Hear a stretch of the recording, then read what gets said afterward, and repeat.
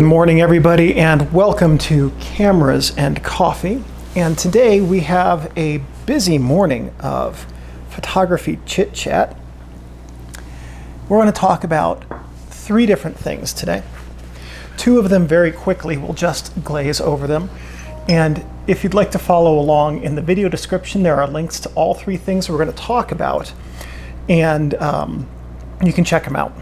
So the first was a very fun article on Forbes. Here it is. 12 funny wild animal pictures, a comedy wildlife photography award preview by Cecilia Rodruiguez. So this is the Forbes link. And it's basically it's a brief article. I'm forgetting what the term for that is. Not abstract, at any rate. And it has some photos of some of the entrants into this contest. The bear photo, by the way, is worth the price of admission to this article. It's free. So, I mean, of course it's worth the price of admission. It's a great photo. But there are some in here that are really adorable and really funny. So that was the first thing I wanted to point out this morning in photography news. The second one, second news story. So there's actually going to be 4 links because I forgot I wanted to talk about this. For those gearheads out there, this is a Tech Radar article. The Canon EOS R5 listed for an eye-watering price on Australian retailer's website. So take this with a grain of salt because it's not coming from a Canon source, but from a retailer source. Retailers do generally know what the pricing is ahead of time. So retailer leaks or accidental posts do tend to be fairly accurate. But they're listing the R5 at Australian dollars 10,499, which is 6,800 euros, hi Steinbeck, or $5,550. So let me make sure you didn't just turn my mic off because you put your head on the power button, pupper. Yes, you did. Okay, it's still on. Thank you for not turning my mic off, pup. That was very good of you. Okay, sorry about that. And I just bumped my mic. Okay, where did it go? Here it is. All right, so we're back on track. 10,500 Australian dollars, 68 US dollars, and 5,550 pounds. Euros this morning were about 1.1, 1.2, give or take, to the dollar. So that's going to be 7,000 euros, 72, 7,400, somewhere in that range. Should be a little bit north of 7,000 for it. So I think I did my math right there. No, I didn't. It goes the other way. So it should be like 6,200 euros. Yeah, should be about 6,200 euros, give or take. At any rate, totally worth it. The spec sheet on this, and as you've heard me talk many times, spec sheets are not the be-all and end-all of a camera. The specs on this camera are staggering. So there's lots of videos out there about it, 8K video without crop, 20 frames per second, things like that. Really amazing spec sheet. So I won't lie, if I had the software to edit 8K, all of my video reviews that are just slideshows, all about film videos, the slideshow videos with camera reviews, those would all be in 8K. I just don't have an 8K software. I will at some point. But at any rate, it would be nice to take my entire channel 8K someday, but not for $7,000. So next up, that was 1, 2, 3. Oh, the third thing. There's an Imgur link, and I refuse to pronounce the website's name correctly. I know it's Imgur. I'm always going to call it Imgur. There's an Imgur link to a fun project that I really liked. A guy converted a Brownie Hawkeye to a desk lamp, and it's got a full step-by-step of how he did it, including putting in a potentiometer so that you could use the shutter or the film advance dial as a dimmer control. Really very cool project. So, and it got me thinking about other things you could turn into desk lamps, like box cameras. Like put a lamp inside the box camera and then you push the shutter button and the light turns on and it projects onto the wall or up above, and if you use a wood or cardboard box camera, your house catches on fire. So that's probably not a good idea. Don't do that. All right, so last thing, what we're going to talk about for the majority of this video, there is a link to a Google Sheets document. I put this together for you. This is all my own research, and I put this whole sheet together. And I'll give you a minute to open that in a different tab right now so you can follow along as we talk about it. This will be for those of you who are interested in picking up a 4x5 camera, and that's why we have our guest star today, the Ghibellini Proxima here. Today we're really going to focus on techniques and things to think about when picking out a 4x5 camera. So this sheet that I put together is every in-production 4x5 camera. Ones that are out of production, Linhofs, Toyos, Graflex, things like that, not listed at all, because there's such a long history of 4x5s. So to try and compile this data for every one of them ever made would take months, and I just simply don't have the kind of time. So I went through and I went through every in-production camera that you could buy new today. If I missed one, let me know. Then these are sorted alphabetically, so maker and then model. So the first one is, if you look on the first column on the left, that's camera name, and the first one is the Alvandi Panaural 45 version 2. Alvandi is a camera company I just heard about last week for the first time. The cameras are really interesting 4x5 point and shoot cameras, completely different from the rest of these, which are folding cameras or collapsing non-folding cameras. And that's the two categories here. Basically, every camera in this list is designed to be carried out into the field without great difficulty. So the first thing you want to do is take a look at the camera make and model. Then the next column is the price, and it's in the price listed on the website. So euros today are 1.1115 to the dollar. Great British pound this morning was 1.22 or thereabout, 1.225. Near as makes no difference on parity for the dollar amounts we're talking about. So the cheapest of these is coming in at the Intrepid at $280, and the most expensive is the Canon Traditional, which is $3,270 US dollars. The Intrepid's 280 pounds.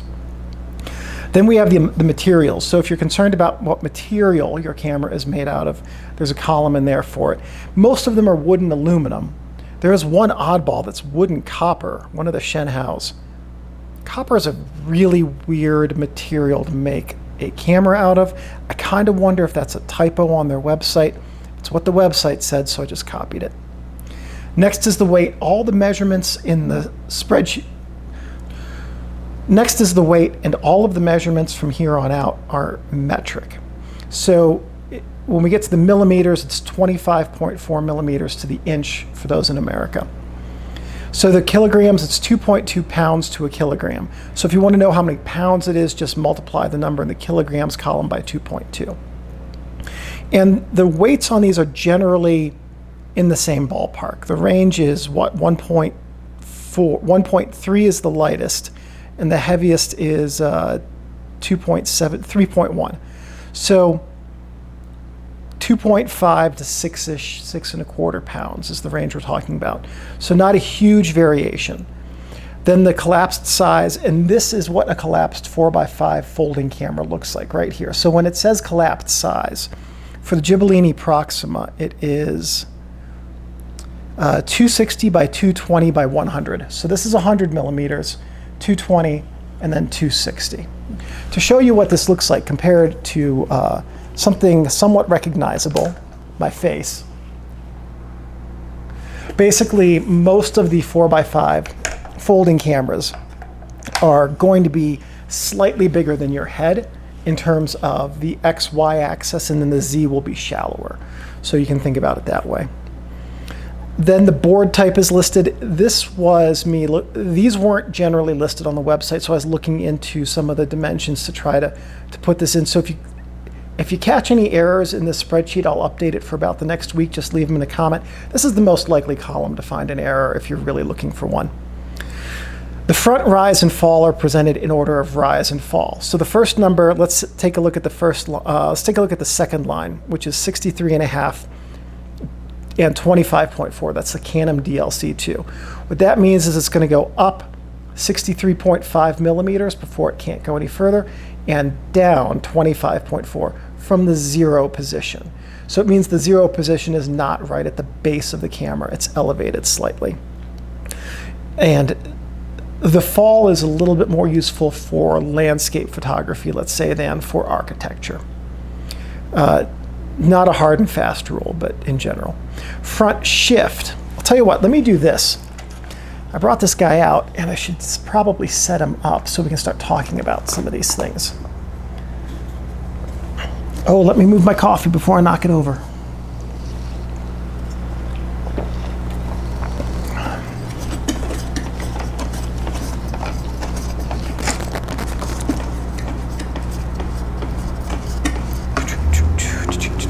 Did this better this time than last time this camera was on video. Constant improvement. That's the goal. Okay. So this camera does not have 0 detents, so I picked a spot that I liked for 0, and then I wrote on the camera. I used a Sharpie and marked on it. Okay. So here's what rise looks like. Oh, that's not the right one. Let's get that up right first. So here's what rise looks like when we're talking about that. It's the ability to raise the front standard. This is what fall looks like. Not a whole lot there. There's actually more rail space than there is actual fall due to the knobs on this camera. Let's get this guy back to 0. Okay, so shift looks like this. And this is the same terminology, front and back. I'm just going to demonstrate it on the front. Shift is moving the whole standard left. Oh, that's still a little bit tight. That's better. Left and right like that, okay? And the movements, I'm going to do an entire video just about 4x5 movements this summer. The movements allow you to control what's on your image in a nutshell and how it looks. Okay, next is front swing. I thought I had shift. Oh, I did shift. Okay, tilt. We'll do tilt last because even though I have it listed next, I don't want to retighten these just to do it. So front swing looks like this. And basically what you're doing is moving the lens this way along a central axis. Okay, so that's swing.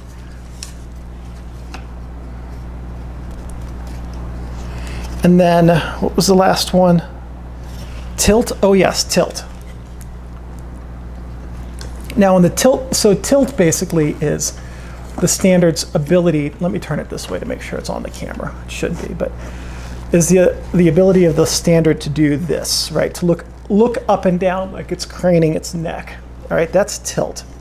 Now, I have the base tilt italicized on these. That's for my own personal use. What I just demonstrated here was axial tilt.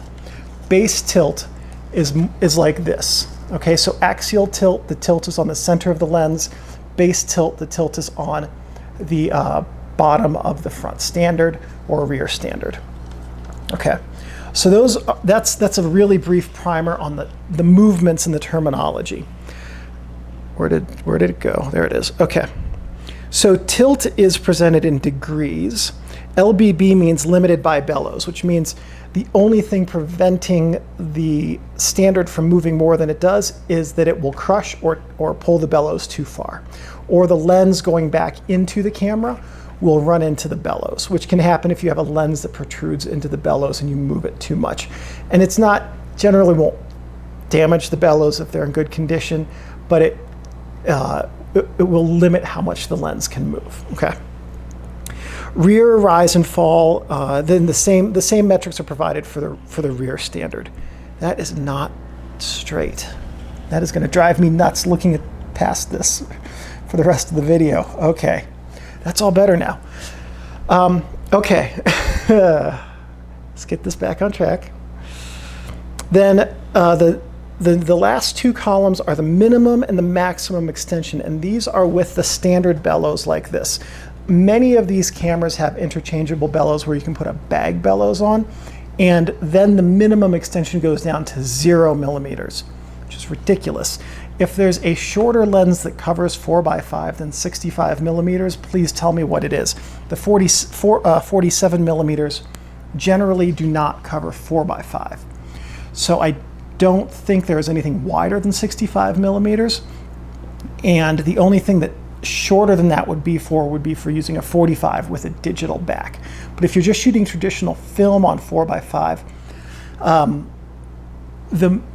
you really are not going to need a bag bellows unless you're shooting something like a Schneider 72 millimeter Super Angulon that covers 5x7 and want to use extreme movements indoors for architectural photography.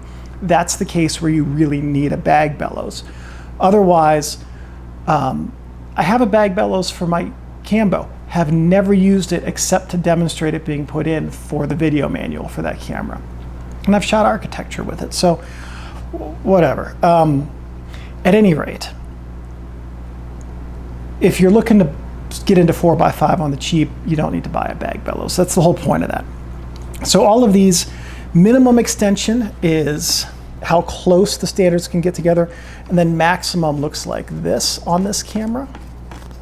And on the Proxima, what is it, 340, I think? I think that's right. This is what 340 millimeters of extension looks like, okay? So all those stats are great. And looking at this sheet, at some point when I buy a really serious long-term 4x5 camera for myself, there are about 3 cameras on this list that are in contention.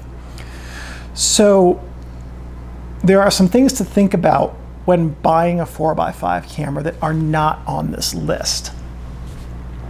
And the first one is going to be how you use it. For me, I'm going to be taking my 4x5 hiking, so I need it to be light, so the weight's important. But I'm also going to be shooting a lot of wide angle. So I shoot a lot of 90 millimeter and 75 millimeter on this camera. And those are really wide lenses. The 90 is the shortest that I have. The 75's a telephoto style lens, so even though it's a 75 millimeter image angle, it's 103 millimeters from the center of the lens to the film plane. So it's way easier to focus than the 90. I'm going to show you a very important thing when it comes to shooting wide angle lenses with 4x5 cameras. And that is right here with this camera. This camera has the ability to do shifts on the rear, swings on the rear, as well as shifts. But the most important thing is this, okay?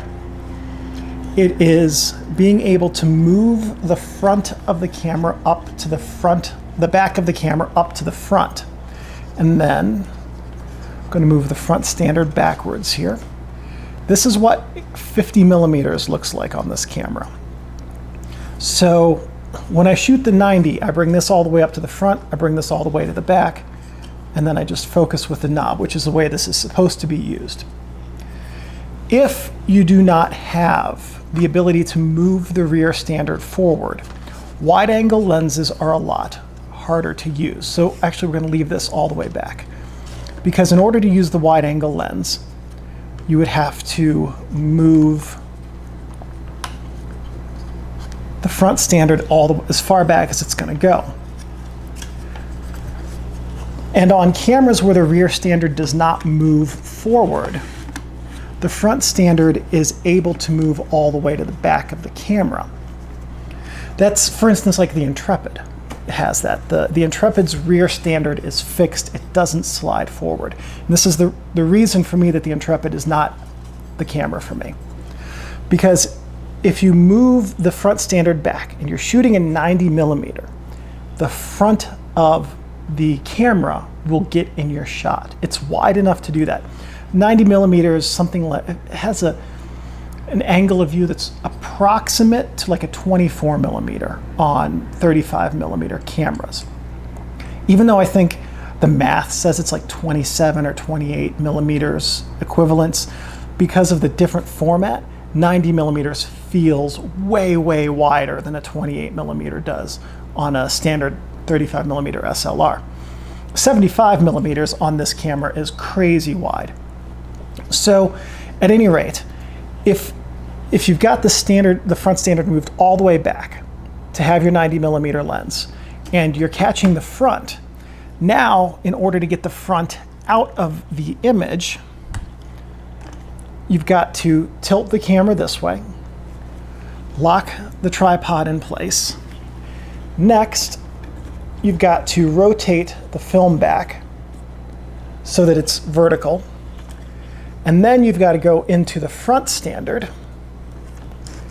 and do this with it. And it's not impossible. It's not hard, but it's an extra step. It's a bit fiddly. It does change your focal position. It does make focusing harder because now when you focus, you're focusing at an angle, not on plane, which means that if you need to rack out the focus even a little bit and you're at the top of your front standards, then you're going to cut off a little bit of the top of the image, or at least alter your image composition in order to focus. And then the other thing is, this is a less standard tripod, less stable tripod position than having it flat, especially if you have a ball head tripod. So there's also the increased risk of introducing camera shake, having to drop the front bed. And if you're shooting something like an alpine lake or a waterfall and you're going to have a long exposure time, then you're also going to have a higher risk of ruining that shot, which when we're talking about 4x5 can get spendy fast if you ruin 3 or 4 shots. So the spec sheet is intended to be a guide to get you started into thinking about what you want for a 4x5 camera, but by no means is it the be-all and end-all of camera buying decisions. There are other things that you want to consider. Most of the cameras on that list use Technica-style lens boards. If you already have Technica boards, if you are interested in shooting a Linhoffs are very nice cameras, by the way, and you want to get Technica boards, look at the cameras that use Technica boards, because then you can just take the same lenses into different cameras that all have the same boards and not have to switch boards every time you take out a different camera. Switching lenses from board to board is a pain and it's inconvenient, and if you can avoid doing it, it's nice to avoid doing it. And then the next thing is going to be choosing new versus used. So the price range on these cameras encompasses everything you could buy new versus used as well. Cameras that have, there are a lot of wood cameras out there on the used market. Wista, Wisner, Zone 6, Tachihara, Akita Anba. Those ones come to mind. There are many others. Calumet had a line of wood cameras, and they have very similar layout, weight, and function to the Ghibellini that I was just demonstrating. Some of them, the standards don't move forward, some of them they do, and some of them use a rack and pinion rail system to move the rear standard forward. Some of them have a system more like the one on the Ghibellini. So it's a matter of personal preference and use, how you want those to be laid out. It's also a matter of how much you want to spend. So if you decide to buy a camera, you're going to support someone's business, whether you're buying used from a reseller or brand new from a producer, and it's just a matter of which one of those you want to support. 4x5 is the healthiest film area right now. It's got the most variety of cameras that are being produced, the most ingenuitive designs as well. I love the Ghibellini design. I think it's fantastic. I love the Canon design. The engineering on the Canon cameras is really, really spot on, especially the DLC2. The Shenhaos are gorgeous to look at. Same thing with I'm going to pronounce it wrong, the Chimonics. I know that's wrong. I apologize. And I think just writ large, the large format cameras coming out today are the most attractive that they've been in the history of large format cameras. So, at any rate, if you're looking at getting one, those are all the tools. Now, the table, as another weakness, does not cover any format except 4x5. If there's another format in large format that's really worth shooting, it's 6x17. And you can do that with some 4x5 cameras because a 6x17 roll film back will fit lengthwise in some 4x5 cameras. They have a replaceable back that will take a 6x17. 5x7 cameras can shoot 6x17. Oh, sorry, Pupper, about that. And then there are Shenhao and Alvandi are both making 6x17 dedicated format cameras. The Alvandi especially is a very interesting looking 6x17. So then you can go up from there. Some of those companies will make a bespoke ultra large format camera for you. You want to shoot 16x20 or 20x24, that's in inches, by the way. You can get that. So someone is willing to take your money to make it. But by that point, you might as well just buy that EOS R5 because you're going to be spending more money on the ultra large format camera. So that's the new market. Okay, be that way. So that's the new market. Let's talk a little bit about buying used. In the used market, there's all kinds of cameras that can be had in the $200 to $500 range. So there are a lot of options, and Linhofs are one of the go-tos. They're very well made. They have tons of capabilities, and but they're a little bit heavier on the heavy side, if I recall correctly. It's been a long time since I've held a Linhof. But they're the name that is considered like the go-to camera from back in the day for professionals who had high demands for their 4x5s. So if you can get one, and those are still expensive on the used market. You can get a really, really nice brand new camera for the cost of a used Linhof, especially, I think it's the 4 is the best of them. And if I'm wrong about that, somebody will correct me in the comments. And like I said, it's been a long time since I held a Linhof. I'm definitely not a Linhof expert. So, but they're really nice. If you're looking at getting a Linhof, it will last you a very long time. Be very nice and stable as well. Stability is an important thing when looking at a camera, and it's hard to tell the stability of a camera without reading reviews on it. So one of the complaints I have about my Proxima is it's made of PLA. PLA is not a high friction plastic. So when I put my 360 millimeter Tele Arton Schneider in it, which is like a 2.2 kilogram lens, I think, the front standard kind of creeps a little bit, and I really have to tighten it down. So another, that would not be the case with like an aluminum or a wood and aluminum camera. All right.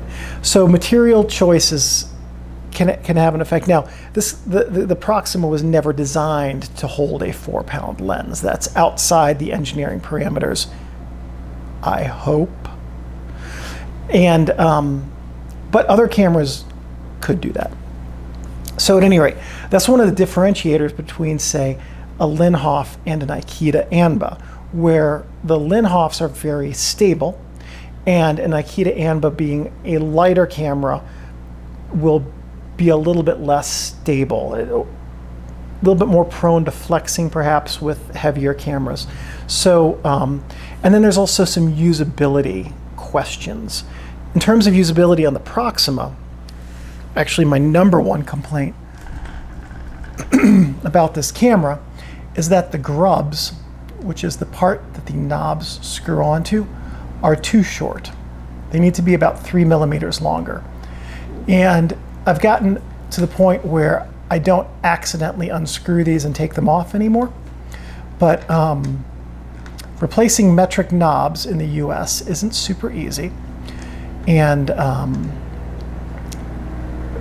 being up on the side of a mountain photographing a waterfall with a rocky crag, 18 inches from your feet, which I have done with this camera, is, if you drop a knob there, you're done shooting for the day. So that's one of the intangibles as well, is when you get into the field, how well can you use the knobs? Is it really easy to do indoors when your hands are warm from holding coffee? Or is it easy to do when you're outside and it's cold and you're wearing gloves? Completely different scenarios and abilities. So this camera is okay outside, but I can't use gloves with it. The knobs are a little bit too smooth. I think that would be different if the knobs weren't plastic, because they are a good shape. So that's another thing to consider. Spec sheets will get you so, and this is true of any camera that you want to buy, spec sheets will get you so far. And you can compare specs and you can talk about specs day in, day out. It's easy to do that. But they're not actually going to tell you whether or not you will enjoy the camera and whether or not you'll be able to take good photos with it, because you can take better photos with a camera that has slightly scaled back specs if it has a better user interface. The user interface on this one, moving the rear standard forward as opposed to moving the front back and dropping the bed, in my way of thinking, is a better user interface for wide angle lenses than the front bed dropping method. So it comes down to a matter of personal preference and what you want to use. Do you want to use a camera where you unscrew the front and then the bellows and front standard are dangling until you collapse them? I don't. I think that's a little bit weird. I would rather deal with collapsing the front standard and having that take a few extra minutes to do than doing the Intrepid or the Philips style or the Shenhao PTB 45 style of unscrewing the front standard and having it flop around like an elephant trunk until you collapse the whole thing. That's just a matter of personal preference. Do you want a folding camera or do you want one that just collapses? Because if there's one of the Shenhaos, I forget which one, maybe it's a Chamonix, that just collapses and doesn't fold down. Faster to set up. So for instance, I will just leave this expanded and carry it over my shoulder, which you're not supposed to do, I know. But if you don't want to do that and you just want to have it collapse on its bed, then there are options like that. So the whole point of that is whenever you look at any camera to buy, review the specs to make sure it meets the minimum requirements that you have. And then from that, start poring over photos, especially with large format cameras, of different models that you're interested in, and start analyzing the structure of them. Start imagining them being used and start coming to understand your shooting style and how you want to use them and what would be easiest.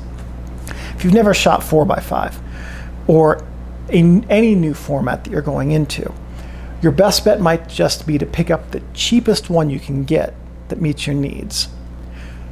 Learn what you like about it, learn what you don't like about it, and then sell it and buy a better one if the cheapest one that you bought turns out to have some things you don't like. And if you buy it for $100 or $500 and you sell it for 80% of your purchase price, then you've paid a little bit of money for the knowledge you've gained, which is worth way more than that money that you paid for it anyway. So that's a whole lot to talk about and to process.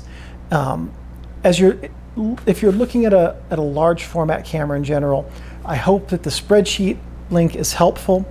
You should be able to copy the text out of it, though you can't edit it. And if you wanted to use that format yourself to expand for other formats, by all means, please do. It's just a logical way of presenting the information. So for Monday, I thought we might talk a little bit about the economics of making money in photography. And that's as a photographer or through other means. So if you have questions in that vein, post them in the comments. I will write them down. And on Monday, we'll talk about how to make money with our hobbies.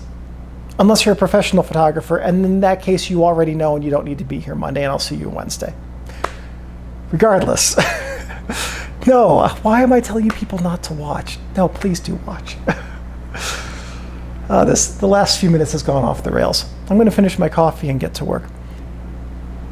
Have a good weekend, everybody. I'll see you Monday.